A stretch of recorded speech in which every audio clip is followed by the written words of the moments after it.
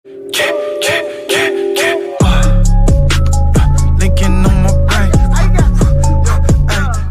Guys, इस video lecture में हम लोग स्टार्ट करने वाले हैं chapter 6 work energy and power का एक बहुत इंपॉर्टेंट टॉपिक जिसका नाम है कॉलिजन।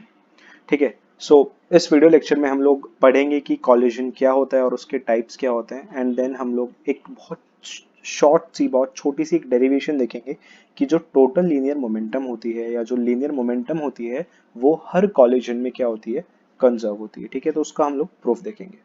ओके। तो देखिए, जनरली होता क्या है कि अगर हम लाइक कॉमन लैंग्वेज की बात करें या डे टू डे लैंग्वेज की बात करें, तो कॉलिजन का मतलब क्या है? कॉलिजन का मतलब है कि जब भी एक ऑब्जेक्ट जब भी एक ऑब्जेक्ट किसी दूसरे ऑब्जेक्ट में क्या करता है, क्रैश करता है, मतलब कोलाइड करता है, तो डे टू डे लैंग्वेज में उस चीज को क्या बोला जाता है? कॉलिजन बोला जाता है। For example, collision between automobiles. ठीक है, कॉलिजन बिटवीन ऑटोमोबाइल, जो दो व्हीकल्स आपस में टकरा गए तो वो कॉलिजन हो गया। या एक hammer which is striking a nail, जो लाइक एक हथौड़ा है जो किसी कील के ऊपर आप मार रहे हो, तो दैट इज ऑल्सो कॉलिजन। या collision between billiard balls, billiard balls आप पूल वगैरह खेलते हो तो वहां पर जो कॉलिजन, तो डे टू डे लाइफ में ये बोला जाता है कॉलिजन, कि जब एक ऑब्जेक्ट किसी दूसरे ऑब्जेक्ट के साथ क्या करता है, क्रैश करता है। या आप कैरम खेलते हो तो जो कॉइन्स के बीच में कॉलिजन होता है, कॉइन्स के बीच में जो आपस में मतलब जो भी फोर्स लगता है, that is also a part of collision. अब एक्चुअली कॉलिजन क्या है? जो कॉलिजन है वो माइक्रोस्कोपिक स्केल से, माइक्रो और मैक्रो आपको पता है, दो वर्ड यूज होते हैं। जो कॉलिजन होता है वो माइक्रोस्कोपिक स्केल से कहाँ तक हो सकता है आपके, लाइक एस्ट्रोनॉमिकल स्केल तक हो सकता है। माइक्रोस्कोपिक स्केल मतलब मैं बोलूँ तो सब एटॉमिक पार्टिकल्स से लेके, ठीक है, माइक्रोस्कोपिक स्केल मतलब है जब बहुत छोटे ऑब्जेक्ट्स की आप बात करते हो, तो जो आपका कॉलिजन है वो माइक्रोस्कोपिक स्केल से लेके एस्ट्रोनॉमिकल स्केल तक हो सकता है। ठीक है, एस्ट्रोनॉमिकल स्केल तक। एस्ट्रोनॉमिकल स्केल से मेरा मतलब है किस किस के बीच कॉलिजन हो सकता है, लाइक स्टार्स कोलाइड कर सकते हैं, गैलेक्सीज कोलाइड कर सकती हैं यहाँ पे। तो अब इसीलिए हम लोग कॉलिजन को डिफाइन करना होता है हमें। ठीक है, तो अभी डेफिनेशन समझते हैं उसकी, तो मैं इस पॉइंट को एक बार फिर से रिपीट कर दूं कि जनरली जो कॉलिजन है वो माइक्रोस्कोपिक स्केल मतलब सब एटॉमिक पार्टिकल जितना, ठीक है, वहां से लेके एस्ट्रोनॉमिकल स्केल तक हो सकता है, मतलब स्टार्स कोलाइड करते हैं, गैलेक्सीज आपस में कोलाइड करती हैं। तो इसीलिए कॉलिजन को बहुत सिंपली अगर डिफाइन करना है तो कॉलिजन को हम कैसे डिफाइन करते हैं कि a collision is said to occur between two bodies, कि दो बॉडीज के बीच में कॉलिजन तब कहा जाएगा either if they physically collide, कि या तो वो एक्चुअल में कोलाइड कर रहे हो, जैसा अभी हमने पीछे देखा कि ये दो कार्स ऑब्वियसली फिजिकल में मतलब फिजिकली कोलाइड करेंगे ना। तो बेसिकली क्या है कि कॉलिजन को आप तब बोलोगे कि कॉलिजन हुआ है दो बॉडीज के बीच में, कब बोलोगे? Either if they physically collide, मतलब या तो वो फिजिकली कोलाइड होनी चाहिए अगेंस्ट ईच अदर, और if the path of one is affected by the force exerted by the other, कि अगर एक का पाथ, एक बॉडी का पाथ दूसरी बॉडी के मतलब दूसरी बॉडी के फोर्स से क्या हुआ हो, अफेक्ट हुआ हो, ठीक है, तब कॉलिजन कहा जाता है। सिंपल सी बात है, या तो फिजिकली कोलाइड हुई हो आपस में, या फिर एक बॉडी का पाथ दूसरी बॉडी के फोर्स से क्या हुआ हो, अफेक्ट हुआ हो। अब यार, ये फोर्स से अफेक्ट कैसे होता है? ये जो फोर्स से अफेक्ट होता है ये कैसे होता है? ये होता है चार्जेस से, जिसको आप बोलते हो इलेक्ट्रोस्टैटिक फोर्स ऑफ अट्रैक्शन और रिपल्शन। ये आप सब पढ़ोगे ट्वेल्थ क्लास में भी, ठीक है। या टेंथ में भी आपने पढ़ा हुआ है कि लाइक चार्जेस रिपेल करते हैं, अनलाइक चार्जेस अट्रैक्ट करते हैं। तो फॉर एग्जांपल, एक लाइक, दो लाइक चार्जेस हैं Q1 Q2, ठीक है। अब दोनों प्लस है तो दोनों एक दूसरे को क्या करेंगे, रिपेल, मतलब Q2 Q1 को इधर फोर्स मारेगा, और Q1 Q2 पे इस तरह फोर्स मारेगा, मतलब दोनों एक दूसरे का पाथ क्या कर रहे हैं, अफेक्ट कर रहे हैं। तो बेसिकली ये भी कॉलिजन है। और फिजिकली कोलाइड, जैसे मैंने भी आपको दिखाया यहाँ पे कि ये दो कार जो है यहाँ पे फिजिकली कोलाइड कर रही हैं। ये जो पूल आप खेलते हो तो ये भी क्या है, फिजिकल कॉलिजन। होपफुली इतनी बात आपको समझ आई होगी। एंड बाय द वे कि जो एक रदरफोर्ड स्कैटरिंग एक्सपेरिमेंट है जिसमें अल्फा पार्टिकल्स स्कैटर हुए थे, ठीक है, आपको शायद केमिस्ट्री में आपने पढ़ा होगा ये कि एक रदरफोर्ड स्कैटरिंग एक्सपेरिमेंट है जिसमें अल्फा पार्टिकल स्कैटर हुए थे due to the electrostatic repulsion between the alpha particle and the nucleus. ठीक है, जिससे आपके न्यूक्लियस की डिस्कवरी हुई थी बेसिकली उसमें। तो वो भी वहां पे भी क्या था, वहां पर भी फोर्स था, वहां पे फिजिकली कोलाइड नहीं हुए थे। ठीक है, तो वहां पर भी क्या था, वो कॉलिजन था। होपफुल इतनी बात समझ आई होगी कि कॉलिजन का मतलब क्या है। कॉलिजन क्या है, एक कॉलिजन इज सेड टू अगर बिटवीन टू बॉडीज, कि कॉलिजन तब बोला जाएगा अगर दो बॉडीज या तो फिजिकली कोलाइड हो एक दूसरे के साथ, या फिर एक बॉडी का पाथ दूसरी बॉडी के फोर्स से क्या हो, अफेक्ट हो, तो उसको आप क्या बोलोगे, कॉलिजन बोलोगे। इतनी बात समझ आई। देखते हैं आगे। अब बात आती है कॉलिजन के टाइप्स की, कि कॉलिजन के टाइप्स क्या होते हैं। देखिए मेनली अगर मैं बोलूं तो कॉलिजन के मेनली दो टाइप्स होते हैं। अगर मैं मेन बोलूं तो पहला टाइप होता है आपका इलास्टिक कॉलिजन और दूसरा होता है आपका इनइलास्टिक कॉलिजन। लेकिन जब हम इसको थोड़ा डीप में स्टडी करते हैं, ब्रीफ में स्टडी करते हैं, तो मेनली कॉलिजन के 6 टाइप बन जाते हैं। तो जिसमें सबसे पहला टाइप यहाँ पर होता है इलास्टिक कॉलिजन। अब देखिए लेट जस्ट सपोज आपने क्या किया, लेट सपोज मैंने एक बॉल ली, ठीक है, एक बॉल ली। अब इस बॉल को किसी हाइट से, ठीक है, किसी हाइट से लेट से फ्लोर पे ड्रॉप किया। ये फ्लोर है मान लेते हैं, फ्लोर पे ड्रॉप किया। अब बॉल आई, ठीक है। अब जब मैंने बॉल को ड्रॉप किया तो इसकी, आपको पता है, धीरे धीरे पोटेंशियल एनर्जी घटने लगी और काइनेटिक एनर्जी, आपको पता है ना, बढ़ने लगी जब बॉल ग्राउंड की तरफ आएगी। तो लेट्स सपोज एक ये बॉल है, ठीक है, ये आई टकराई, यहाँ पर टकराई ग्राउंड पे, फ्लोर पे टकराई, और टकराने के बाद वापस से सेम हाइट पर रिबाउंड हो गई, मतलब वापस यहाँ पर आ गई जिस पॉइंट से छोड़ा था। मतलब क्या हुआ, इसका मतलब ये हुआ कि देखिए नॉर्मली होता क्या, अगर मैं आपको रियल वर्ल्ड की बात बताऊं तो होता क्या है, लेट्स सपोज आप एक बॉल आपके हाथ में, आप उस बॉल को ड्रॉप करते हो, तो वो बॉल ना कभी भी एक्चुअल हाइट तक रिबाउंड नहीं होती, कभी भी बॉल एक्चुअल हाइट तक रिबाउंड नहीं होती। ठीक है, हमेशा इस एच से क्या होती है, जो एक्चुअल हाइट होती है, मतलब जो रिबाउंड वाली हाइट होती है, वो हमेशा इस एक्चुअल हाइट से कम होती है जिस हाइट से आपने ड्रॉप किया होता है। नाउ इन दिस केस क्या हो रहा है कि जब ये बॉल इस फ्लोर पे टकरा रही है और टकराने के बाद ये वापस आ रही है सेम हाइट से, तो इस प्रोसेस में क्या हो रहा है, इस बॉल की काइनेटिक एनर्जी में कोई भी लॉस नहीं हो रहा। बिकॉज अगर एनर्जी में लॉस हो जाता ना, तो ये बॉल वापस से इस हाइट एच तक वापस उठती ही नहीं। बात समझ आ रही है, इस वापस हाइट एच तक उठती ही नहीं अगर इसकी एनर्जी में कुछ ना कुछ लॉस हो जाता। तो कुछ ऐसे कॉलिजन्स होते हैं, कुछ ऐसे कॉलिजन्स होते हैं कि जिन कॉलिजन्स में काइनेटिक एनर्जी का कोई लॉस नहीं होता। तो ऐसे कॉलिजन्स को आप क्या बोलते हो यार, ऐसे कॉलिजन्स को हम बोलते हैं इलास्टिक कॉलिजन। कि if there is no loss of kinetic energy, if there is no loss of kinetic energy during a collision, कि अगर किसी कॉलिजन में काइनेटिक एनर्जी का कोई लॉस है ही नहीं, तो उस कॉलिजन को जनरली क्या बोला जाता है, उस कॉलिजन को बोला जाता है इलास्टिक कॉलिजन। अब इलास्टिक कॉलिजन की कुछ कैरेक्टरिस्टिक्स होती हैं, कुछ खास बातें। सबसे पहली क्या है, मोमेंटम कंजर्व रहती है। बाय द वे मैं आपको बता दूं, हर कॉलिजन में मोमेंटम कंजर्व रहती है, टोटल एनर्जी कंजर्व रहती है, काइनेटिक एनर्जी भी कंजर्व रहती है, बिकॉज काइनेटिक एनर्जी का कोई लॉस होता ही नहीं है यहाँ पे। और जो फोर्सेस इन्वॉल्व होते हैं ना इस कॉलिजन में, वो फोर्सेस कैसे होते हैं आपके, कंजर्वेटिव। अब मैं आपको याद दिला दूं कंजर्वेटिव फोर्सेस क्या होते हैं। देखिए कंजर्वेटिव फोर्सेस वो फोर्सेस होते हैं जो पाथ पर इंडिपेंडेंट होते हैं। ठीक है, फॉर एग्जांपल जैसे ग्रेविटेशनल फोर्स है, ये कैसा फोर्स है, एक कंजर्वेटिव फोर्स है। ठीक है, कंजर्वेटिव फोर्सेस क्या होते हैं, जो पाथ पर क्या होते हैं, इंडिपेंडेंट। ये सिर्फ और सिर्फ किस पे डिपेंड करते हैं, इनिशियल और फाइनल पॉइंट्स पे। ठीक है, और इसमें क्या होता है, जो आपकी mechanical energy that is sum of kinetic energy and potential energy, वो कभी भी कन्वर्ट नहीं होती किसमें, हीट, लाइट, साउंड एक्सेट्रा, इन सब की फॉर्म में। ठीक है, तो ये थी कुछ खास बातें इलास्टिक कॉलिजन की, कि इलास्टिक कॉलिजन क्या होता है। एग्जाम्पल की बात करें, जो एग्जाम्पल मैंने आपको दिया वही एग्जाम्पल मैंने लिखा हुआ है कि when you throw a ball on the ground, कि जब आप किसी बॉल को ग्राउंड पे फेंकते हो and it bounces back to your hand, then there is no change, then there is no net change in kinetic energy and hence it is an elastic collision। तो उस केस में kinetic energy में कोई change नहीं होगा, तो इसीलिए इस कॉलिजन को कौन सा बोला जाता है, इसीलिए इस कॉलिजन को बोला जाता है इलास्टिक कॉलिजन। होपफुली इतनी बात आपको समझ आई होगी। नाउ बढ़ते हैं सेकंड टाइप पे, जो मेन है हमारा इनइलास्टिक कोलिजन। देखिए अभी हमने क्या पढ़ा कि इलास्टिक कोलिजन क्या था, जिसमें आपने लेट्स सपोज बॉल आपने ड्रॉप की किसी हाइट से, ठीक है, और बॉल वापस उसी हाइट पे आ गई, तो वो क्या था, कोई लॉस नहीं हुआ काइनेटिक एनर्जी में, तो कौन सा कोलिजन बोला गया, वो इलास्टिक कोलिजन। अब लेट से आपने बॉल को ड्रॉप किया किसी हाइट से, वही एग्जांपल्स वापस उठाते हैं।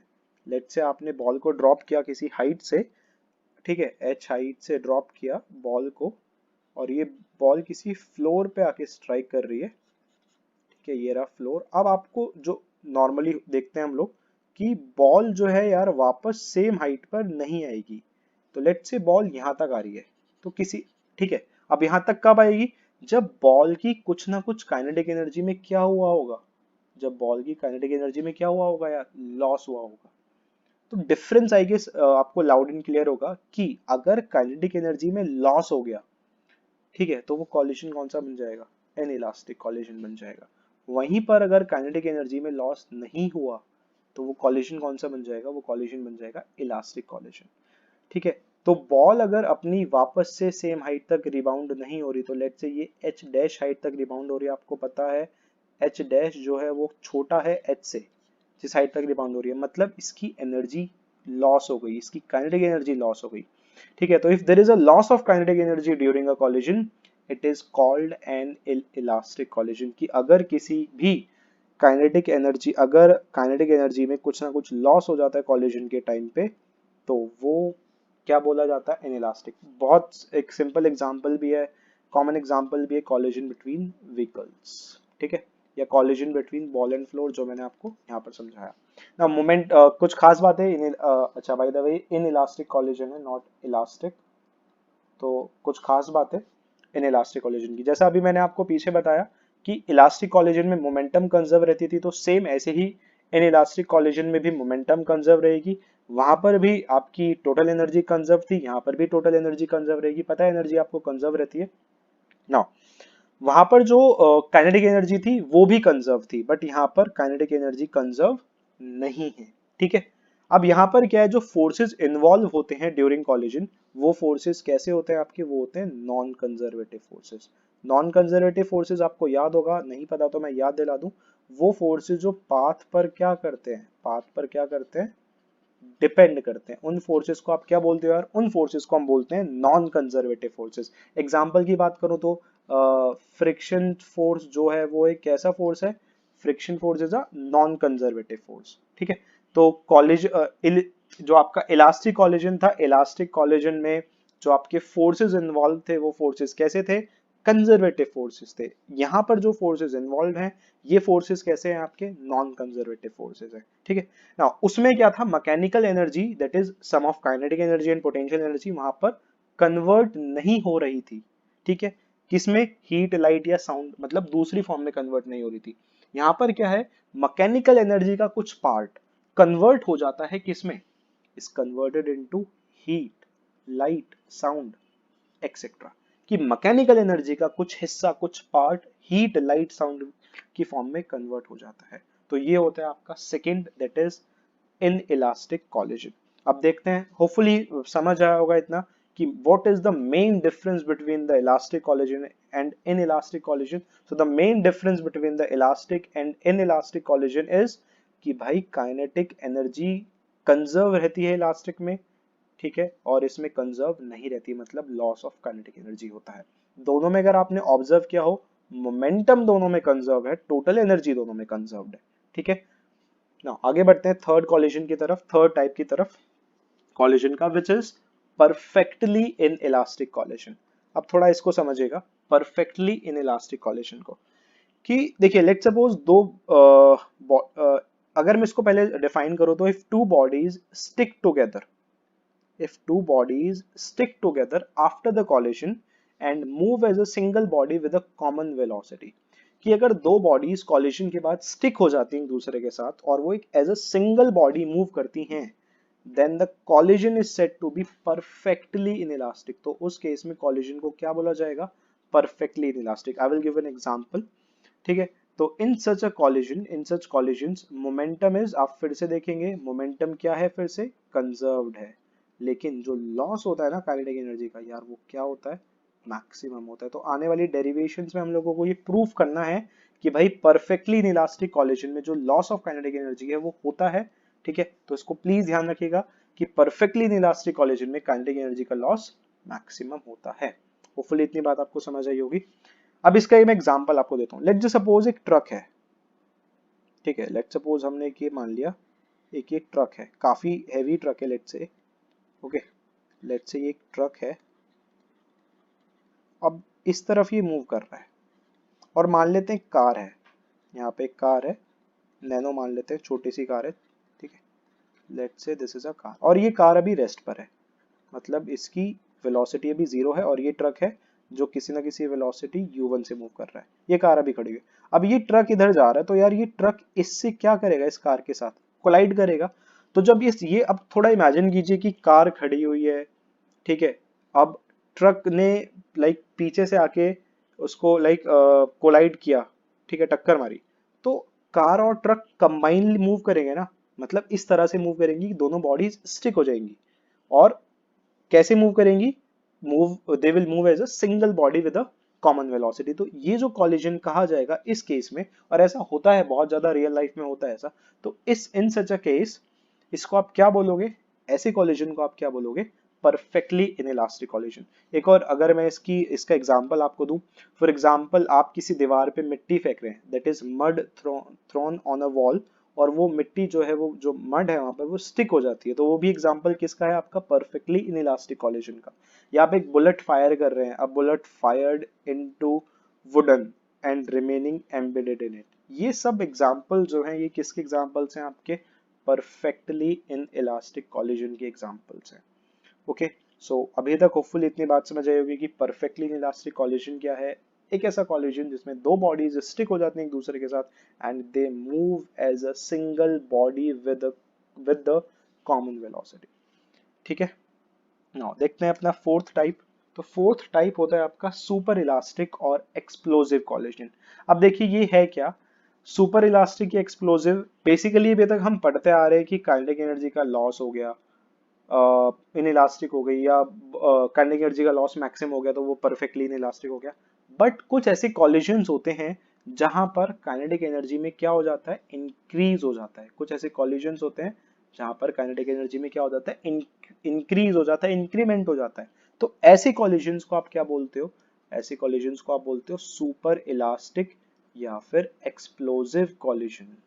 ठीक है, फॉर एग्जाम्पल जब हम पटाखे फोड़ते हैं, ठीक है, पटाखे फोड़ते हैं तो वहां पर क्या होता है, बर्स्टिंग ऑफ अ क्रैकर, ठीक है, वो क्या है, वहां पर काइनेटिक एनर्जी का इंक्रीमेंट होता है, इंक्रीज होती है, तो वो कैसा कॉलिजन है, सुपर इलास्टिक कॉलिजन या फिर कोई एक्सप्लोसिव कॉलिजन। ठीक है, that is bursting of a cracker when it hits the floor forcefully, etcetera etcetera. तो ये था आपका फोर्थ टाइप जिसमें इंक्रीमेंट होता है काइनेटिक एनर्जी का, तो that is said to be super elastic या फिर एक्सप्लोसिव कॉलिजन। तो नेक्स्ट देखते हैं फिफ्थ, हेड ऑन और वन डी कॉलिजन। ठीक है, तो हेड ऑन और वन डी मतलब आपको पता है जब सिर्फ एक डायमेंशंस में बॉडीज मूव करती है, that is along a straight line path. तो it is the collision in which the colliding bodies move along the same straight line path before and after the collision। कि ये वो collision है generally जिसमें दो bodies same straight line path में move करती हैं before and after the collision। तो अगर मैं बहुत सिंपल से इसका डायग्राम आपको बना के दिखाऊं तो लेट्स से m1 एक बॉडी है जिसका मास है ये u1, ये किसी दूसरी बॉडी से टकरा है जिसका मास है यहाँ पे u2, और आपको पता है कॉलिजन तभी होगा जब u1 किससे बड़ा होगा, जब u1 बड़ा होगा u2 से, तभी कॉलिजन पॉसिबल है। ठीक है, अब ये कोलाइड करी दोनों बॉडीज एक दूसरे के साथ, बस कोलाइड करने के बाद लेट से m1 मूव करने लगा v1 के साथ और m2 मूव करने लगा लेट से v2 के साथ। तो ये जो कॉलिजन हुआ है ये सेम स्ट्रेट लाइन पाथ में चल रहे हैं before and after the collision. तो such collision is said to be head on, ठीक है, या फिर one D collision. Head on का मतलब ये भी होता है आमने सामने की टक्कर। तो लेट से एक कार ऐसे आ रही है, ठीक है, तो ये कार फर्स्ट है, ये इस तरफ चल रही है, और एक कार ऐसे आ रही है, तो ये कार टू है। तो this is also known as head on collision, that is head to head collide करिए। तो it is the collision in which, ये वो कॉलिजन है जिसमें दो colliding bodies same straight line path में मूव करती हैं before and after the collision. Example की बात करें तो collision between two railway compartments, ये किसका एग्जाम्पल है आपका, हेड ऑन कॉलिजन का या फिर 1D कॉलिजन का। नाउ नेक्स्ट आते हैं अपने लास्ट कॉलिजन की तरफ, जो है क्या यहाँ पे आपका ऑब्लिक या फिर 2D कॉलिजन। अब देखिए 2D मतलब क्या, 2D मतलब जिसमें कितनी डायमेंशंस होंगी, 2 डायमेंशंस होंगी, ठीक है। तो अगर हम 2D कॉलिजन्स की बात करें तो लेट्स से, जैसे हम, अगर मैं यहाँ पे एग्जांपल उठाऊं सीधा, अगर आप देखें तो लेट्स से जब आप कैरम खेलते हैं, ठीक है, तो हम कैरम में क्या करते हैं, कैरम में जो कॉलिजन होता है, वो जो कॉलिजन होता है वो कौन सा कॉलिजन होता है कैरम में, वो कॉलिजन होता है 2D। कैसे कि if two bodies do not move along the same straight line path but lie in the same plane, ठीक है, कि अगर दो bodies same straight line path पर मूव नहीं कर रही लेकिन वो सेम प्लेन में लाई कर रही हैं, तो प्लेन कौन हो गया, ये कैरम बोर्ड प्लेन हो गया यहाँ पर, ठीक है। कि अगर आपने स्ट्राइकर से किसी कॉइन को हिट किया, लेट्स से इसको हिट किया, तो ये कॉइन इधर जा सकता है ना, यस और नो, या इधर जा सकता है या इधर ऐसे भी जा सकता है। तो दो बॉडीज अगर कोलाइड होने के बाद सेम स्ट्रेट लाइन पाथ में मूव नहीं कर रही, ठीक है, they are moving along two different directions but same plane में लाई कर रही है before and after the collision, तो उसको आप क्या बोलते हो, ऑब्लिक या फिर 2D कॉलिजन, जो मैंने एग्जांपल दिया collision between to carrom coins, ठीक है। तो जो कॉलिजन होता है दो कैरम कॉइन्स के बीच, उसको जनरली कौन सा नाम दिया जाता है, ऑब्लिक और 2D कॉलिजन। तो मेनली हम लोगों ने मेनली टाइप्स दो थे, इलास्टिक और इनइलास्टिक। मेन चीजें आपको क्या याद रखनी है कि यार मेन चीज क्या है कि मोमेंटम हर कॉलिजन में कंजर्व है, इलास्टिक में काइनेटिक एनर्जी का कोई लॉस नहीं होता, इन इलास्टिक में काइनेटिक एनर्जी का लॉस होता है। परफेक्टली इन इलास्टिक में दो बॉडीज स्टिक होकर चलती हैं with a common velocity and kinetic energy का लॉस मैक्सिमम होता है। उसके बाद हमने पढ़ा था सुपर इलास्टिक, मतलब काइनेटिक एनर्जी का इंक्रीमेंट हो गया, इंक्रीज इन काइनेटिक एनर्जी हो गया। हेड ऑन और 1D कॉलिजन, बॉडीज टकराने के बाद, कोलाइड करने के बाद, they move along the same straight line path before and after the collision. Oblique or 2D collision, if two bodies do not move along the same straight line path but they lie in the same plane before and after the collision, then the collision is said to be oblique or 2D. Hopefully इतनी बात आपको clear हुई होगी। Now अब देखिए, अगर आपने observe किया हो स्टार्टिंग में बिटवीन, अगर मैं आपको यहाँ पे दिखाऊं, तो अगर आपने ऑब्जर्व किया हो इलास्टिक कॉलिजन में, तो मैंने आपको क्या बताया था, मोमेंटम क्या है भाई यहाँ पे, कंजर्व है। अब मैं आपको अगर दिखाऊं यहाँ पे, जो मैंने आपको बताया था इन इलास्टिक में मोमेंटम क्या है, कंजर्व है। उसके बाद मैंने आपको क्या बताया था, परफेक्टली इन इलास्टिक, तो परफेक्टली इन इलास्टिक में भी क्या बताया था, मोमेंटम क्या है भाई यहाँ पे, मोमेंटम क्या है यहाँ पे, कंजर्व है, ठीक है। तो उसके बाद अब हम एक क्वेश्चन पे आते हैं जनरली यहाँ पे, और वो क्वेश्चन क्या है आपका, वो क्वेश्चन है कि आपको अब ये प्रूव करना है कि जो टोटल लीनियर मोमेंटम है ना, जो टोटल लीनियर मोमेंटम है हर कॉलिजन में, वो टोटल लीनियर मोमेंटम हर कॉलिजन में क्या होती है भाई, वो टोटल लीनियर मोमेंटम हर कॉलिजन में कंजर्व्ड होती है। तो जरा देखते हैं इसका सॉल्यूशन, ठीक है। तो लेट्स से हमने क्या किया, लेट्स से हमने मान लिया दो बॉडीज हैं, वन और टू, वो कोलाइड कर रही हैं एक दूसरे के अगेंस्ट, कि सपोज two bodies,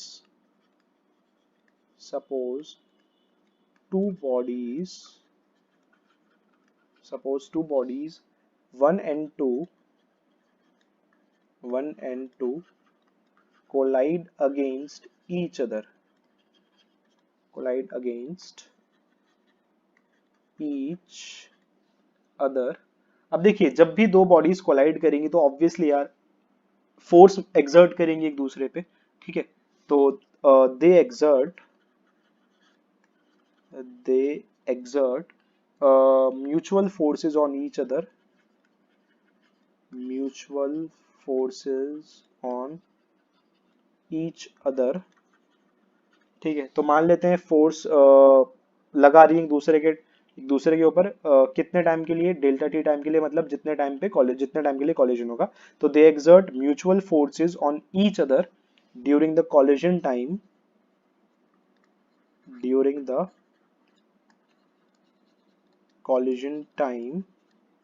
और मान लेते हैं इनका जो कॉलिजन टाइम है, लेट्स से वो कितना है, डेल्टा टी।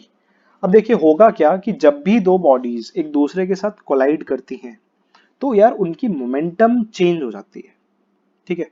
जब भी कॉलिजन होता है तो उनकी मोमेंटम चेंज हो जाती है, बट डोंट कंफ्यूज मत होना कि हमें यहाँ पर क्या प्रूव करना है, टोटल लीनियर मोमेंटम कंजर्व होती है, टोटल लीनियर मोमेंटम, ठीक है, मतलब दोनों बॉडीज की टोटल लीनियर मोमेंटम कंजर्व होती है, ये प्रूव करना है हमें।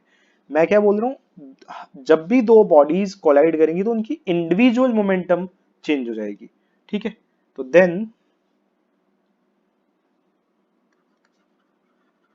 तो अगर मैं इसको लिखूं according Newton second law of motion, आपको पता है कि F1 इज इक्वल्स टू, ठीक है, किसके इक्वल होगा, change in linear momentum divided by time taken. तो F1 is equals to delta P1 by delta T, और सेकेंड बॉडी के लिए F2 इज इक्वल, F1 मतलब जो फोर्स बॉडी 1 पे लगाए, F2 मतलब वो फोर्स जो बॉडी 2 पे लगाए, ठीक है। एक काम करते हैं, इसको F12 से रिप्रेजेंट कर लेते हैं। F12 का मतलब force on 1 by 2 and F21 का मतलब force on 2 by 1, okay, force on 2 by 1।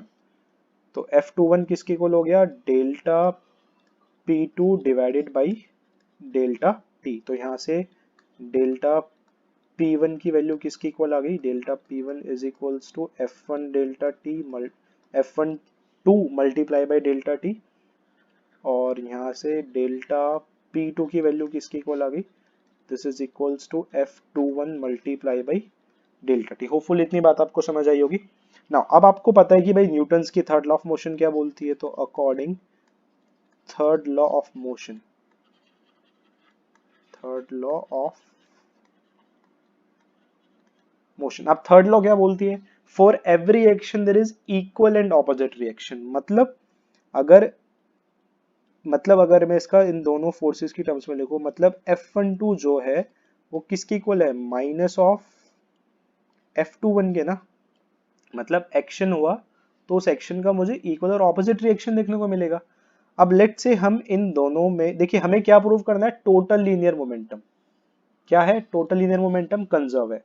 तो अब मुझे मोमेंटम बनाना है, तो लेट से मैंने क्या किया, मोमेंटम बनाने के लिए इसको मैंने दोनों तरफ डेल्टा टी से मल्टीप्लाई कर दिया। तो F12 multiply delta T is equals to minus F21 multiply by delta T. ये बात आपको समझ आएगी, डेल्टा टी से क्यों मल्टीप्लाई किया, क्यों, क्योंकि हमें क्या बनाना है, इसको मोमेंटम बनाना है। और ऊपर आपने अगर रिलेशन देखा हो, ये रहा देखिए, तो हमने इसको दोनों तरफ किससे मल्टीप्लाई किया, डेल्टा टी से, और ऑब्वियसली कर सकते हैं यार, कोई गलत गलत स्टेप नहीं है ये, ठीक है।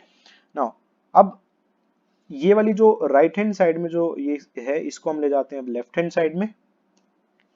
तो जब ये लेफ्ट हैंड साइड में इक्वेशन जाएगी तो ये क्या बनेगी, F12 multiply by delta T, ठीक है, plus F21 multiply by delta T, किसके इक्वल बनेगा यार, ये बनेगा 0 के इक्वल। अब ये F12 डेल्टा टी किसके इक्वल था, अगर मैं आपको दिखाऊं पीछे, देखिए ये किसके इक्वल था, डेल्टा P1 के, और ये किसके इक्वल था, डेल्टा P2 के।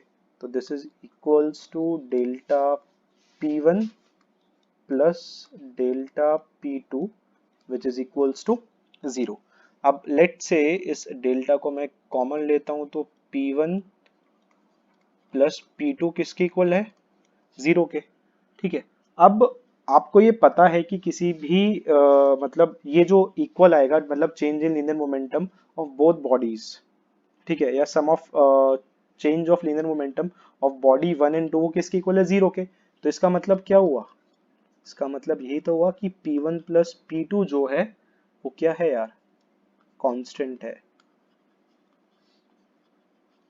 तो इससे ये प्रूव होता है कि जो टोटल लीनियर मोमेंटम है, ठीक है, वो क्या रहती है, हमेशा कंजर्व रहती है during a collision. Hence linear momentum is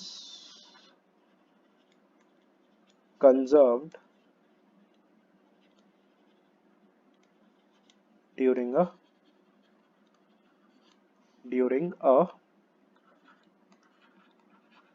collision. तो होपफुल इतनी बात आपको समझ आई होगी कि टोटल लीनियर मोमेंटम कंजर्व कैसे है। बाय द वे यहाँ पर अगर किसी को कंफ्यूजन है तो वो इसको इस तरह भी ट्रीट कर सकता है कि d by D T of P1 plus P2। अब देखिए किसी कांस्टेंट का ही डेरिवेटिव 0 होता है, हम ये पढ़ चुके हैं basics of integration and differentiation में, ठीक है, कि किसी कांस्टेंट का ही डेरिवेटिव 0 होता है। तो इसको हम इस तरह से भी लिख सकते हैं, ठीक है। उसके लिए बस आपको क्या करना पड़ेगा, यहाँ पर ये जो हमने लिखा हुआ है ये वाली चीज, इसको बस इस तरह लिखना पड़ेगा कि F12 is equals to dp1/dt। इसको बस इस तरह लिखना पड़ेगा, that is F12 is equals to rate of change of linear momentum. ठीक है, नाउ फिर उसको भी आप ऐसे लिख सकते हो F21 को कि F21 is equals to dp2/dt। तो आप इस तरह भी इसको लिख सकते हो, तब भी एक ही बात पड़ेगी, कोई दिक्कत की बात नहीं। ठीक है, एनीवेज मैटर ये करता है कि हमने बस ये प्रूव किया यहाँ पे कि जो टोटल लीनियर मोमेंटम है हर कॉलिजन में, दैट इज चाहे वो इलास्टिक है चाहे इलास्टिक है, वो क्या होता है, कंजर्व होता है। ओके, सो अभी के लिए इस वीडियो लेक्चर में बस इतना ही। Thank you so much.